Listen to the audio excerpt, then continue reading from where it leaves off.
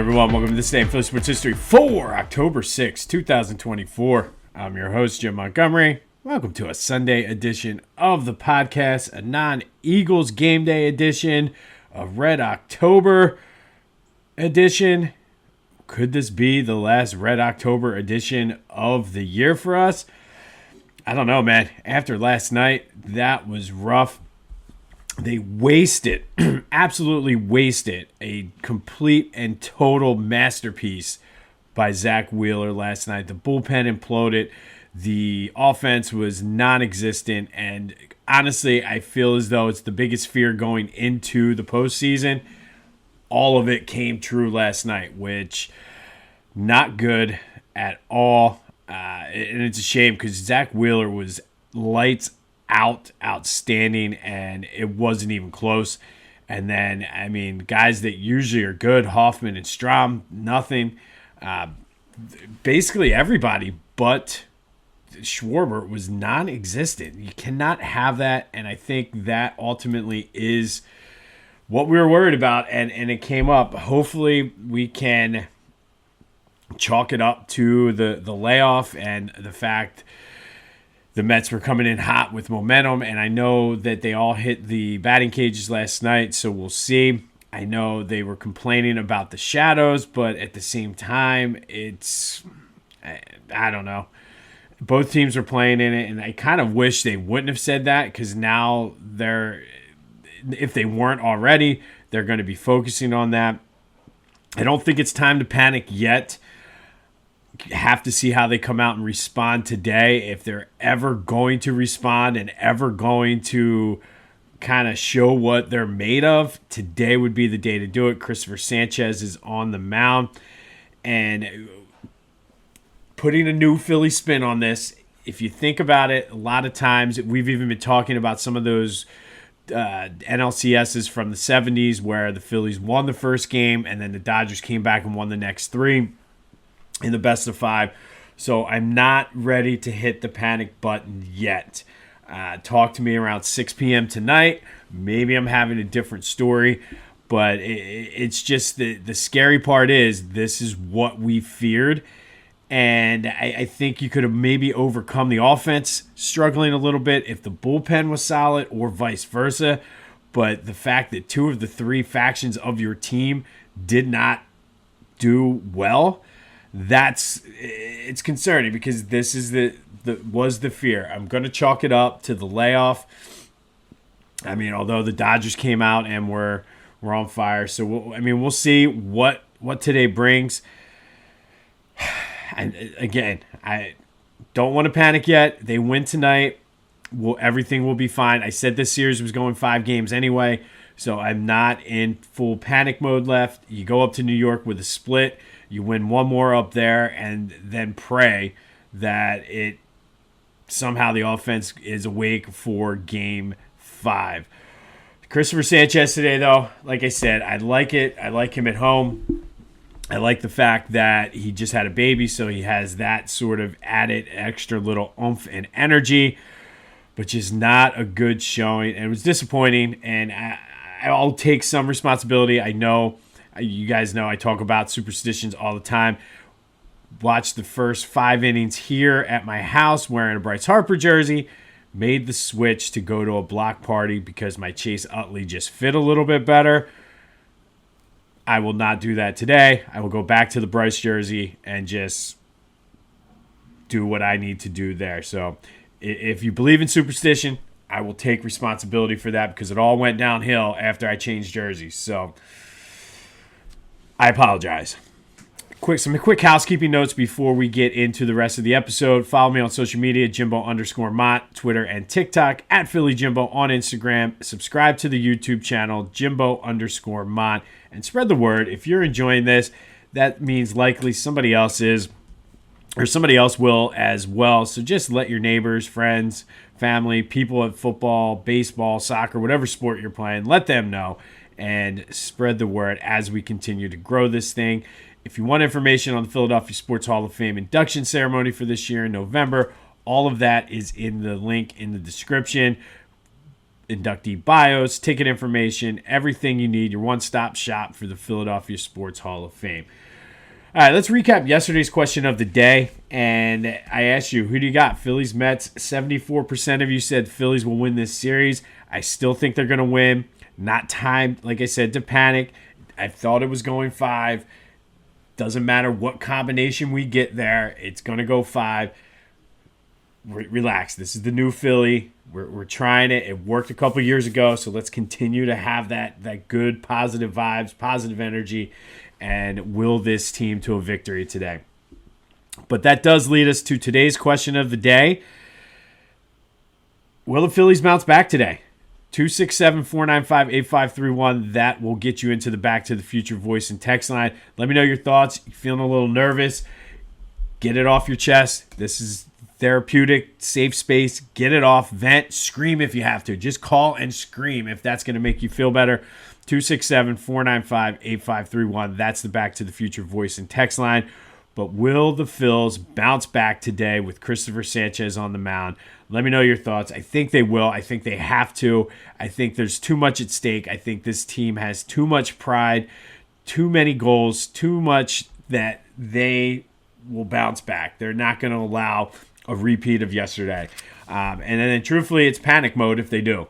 So this is as close as you can get to a must-win game in a non-elimination scenario as you can get. But I do feel they will bounce back. Philly Goat still has you covered for all your Red October needs. Go check them out. Had so many compliments on the fans yesterday at the block party. People will be looking, I'm sure, to buy them. And they have any kind of shirt you can imagine that celebrates Red October. So go to phillygoat.com. Use the promo code Jim Montgomery for 10% off your order. That's phillygoat.com. Promo code Jim Montgomery to take 10% off of your order. All right, sticking with the new Philly theme, trying to look for positives so far this season with the Eagles. And I'm going to go with Brandon Graham. Brandon Graham seems to have found the fountain of youth, was close and contemplating retirement, but wanted to get to the 15 years. And by any stretch of the imagination, he's probably been their best interior lineman. Rusher, like anybody that's not Quinyon Mitchell, or Zach Bond, he's probably been the best defender on the team. He's played 49% of the snaps, which some of that is out of necessity. Some of that is due to the fact he's been playing well. That's the most amount of snaps that he's played since 2020. He has one of the Eagles' 6 sacks, 2 of their 13 quarterback hits. And really, through 4 games, the only consistent guy on that defensive line, and he's the oldest guy. So you got to love it when BG steps up and really is the leader. He's kind of going out there and leading by example. Now, if the other guys can step up, BG could be a key piece if this team is going to put together a run.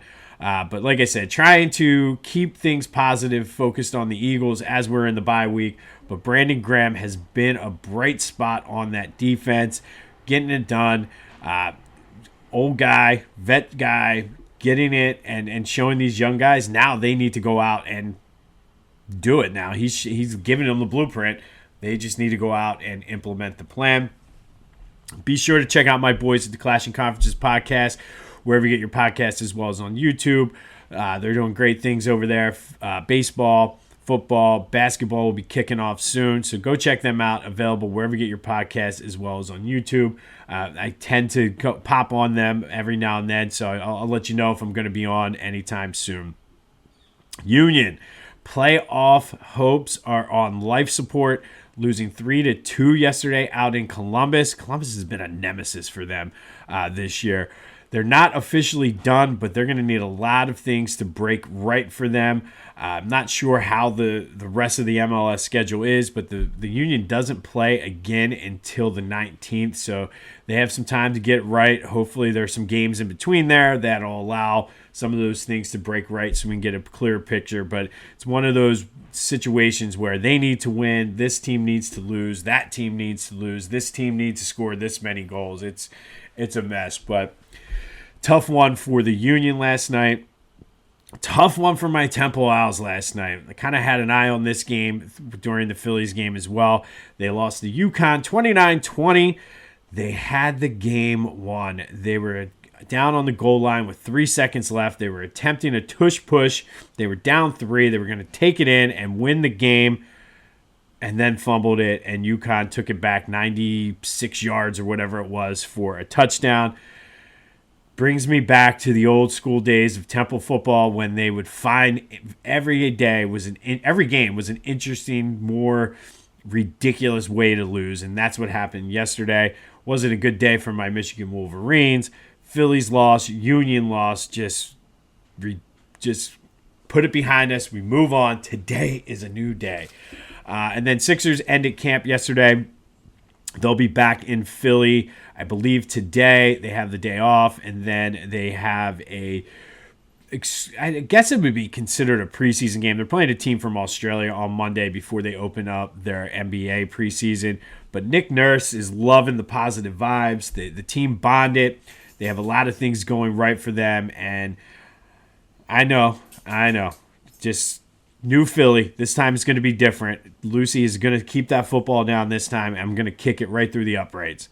But looking forward to that as well. All right, today we're going to combine our Red October Great Games in Phillies postseason history with our This Day in Philly Sports History, because on this day in Philly sports history, it was Game 1 of the 2010 NLDS, and that just so happened to be our Red October game of the day. Phillies were the two-time defending National League champions. They finished the 2010 season with 97 wins, the best mark in baseball. They were taking on the Cincinnati Reds at Citizens Bank Park. And what fans got that day was an absolutely legendary performance from Roy Halladay, who had already pitched a perfect game earlier in that season, other than a fifth-inning walk to Jay Bruce, who would happen to be a future Philly, by the way.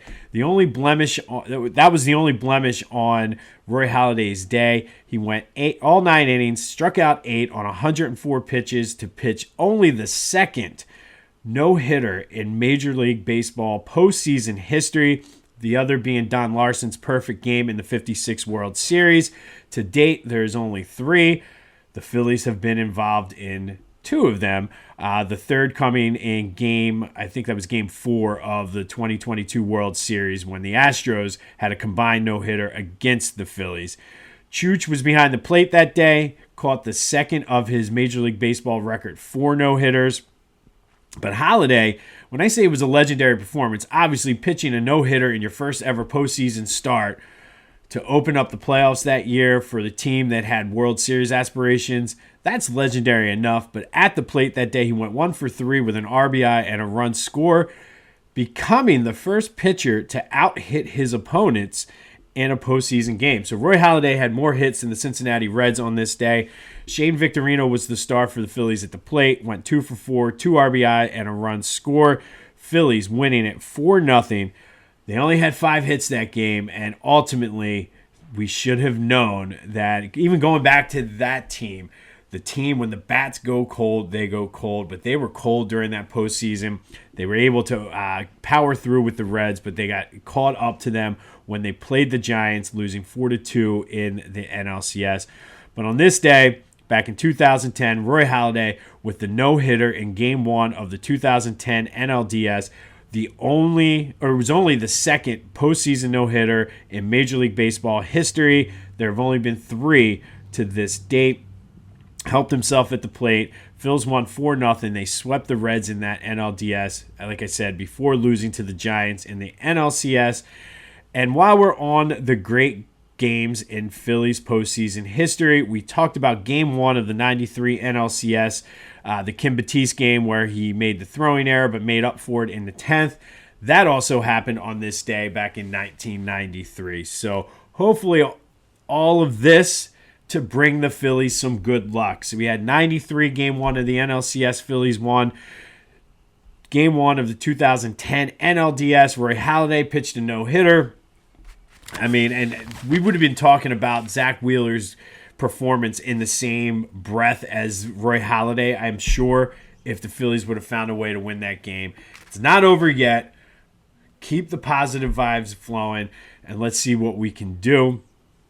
Be sure to call or text me on the Back to the Future voice or text line and let me know if you think the Phillies will bounce back. Get anything else Philly sports related off your chest. It's Eagles bye week. We're conditioned to start bitching about the Eagles right now. So if you want to call and just bitch about the Eagles, by all means, do it. If you want to get your frustration and just scream about the Phillies, that's fair game too. But I think they bounce back. I think we're going to see an offensive explosion. I think we're going to see Christopher Sanchez throw 6 solid innings, maybe even 7. I just feel as though they're going to snap out of this. I see like an 8-2, 8-1 type game. We go to New York. We're feeling better. And then we can just breathe. All right. This has been This Day in Philly Sports History for October 6, 2024. My name is Jim Montgomery. Have yourselves a Sunday. Go Phils. And until next time, I'll see you when I see you.